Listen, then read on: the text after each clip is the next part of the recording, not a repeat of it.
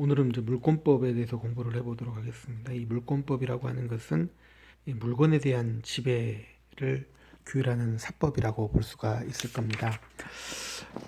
이 물권의 법원에 대해서 간단하게 말씀을 드리자면 부동산에 관련된 특별법이라든가 담보에 관한 특별법이 있을 것이고요. 물권의 특질로서는 기본적으로 강행 규정이다라고 볼 수가 있습니다. 물론 임의적인 임의 규정들이 몇 개 존재합니다. 상린 관계라든가 전세권의 처분이라든가 유치권의 발생 배제를 특약을 한다라든가 지상권, 법정 지상권의 관세법상 법정 지상권의 성립 관계를 포기하는 특약 등은 대부분 임의 규정이고 다른 것들은 이제 강행 규정이라고 볼 수 있을 겁니다.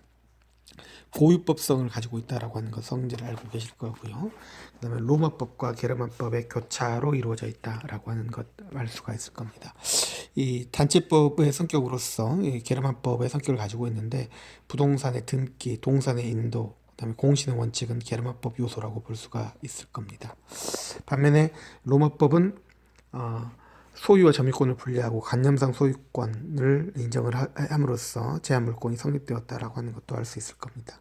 물권의 특질을 간단하게 살펴보시면 이제 물권은 자산권으로서 성질을 가지고 있습니다. 독립된 물건 자체를 객체로 하는 것이고 채권은 특정인의 행위를 객체로 한다라고 하는 의미에서 다르다라고 볼 수가 있을 겁니다. 물권은 일물일권주의 원칙이 적용되고 물권은 배타적 효력을 공시함으로써 그 효력이 발생한다라고 볼 수가 있습니다.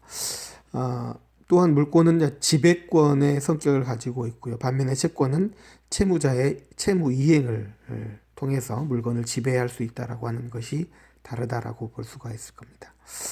또 물권은 절대권의 성격을 가지고 있습니다. 그래서 모든 사람에게 주장할 수 있다라고 하는 것이고요. 물권의 소유권의 상대권화라고 해서 이 처분 금지 가처분을 하게 되면 그 처분 금지다에 대해서는 소유권을 취득하지 못한다라고 하는 것이 있고요. 그리고 부동산에 대해서는 이제 소유권 이전 보존 가등기가 설정된 경우에도 그 소유자는 부동산을 유효하게 양도할 수 있으나 가등기에 기한 본득기가 행해지면 양수인은 소유권을 취득할 수 없게 됐다라고 하는 것이 있습니다. 또 소유권 신탁적으로 이전된 경우에도 그렇다라고 볼 수가 있습니다. 절대권임에도 불구하고 대인적으로 절대성을 가지고 있다라고 하는 이 말을 잘 기억을 해야 될 것 같습니다.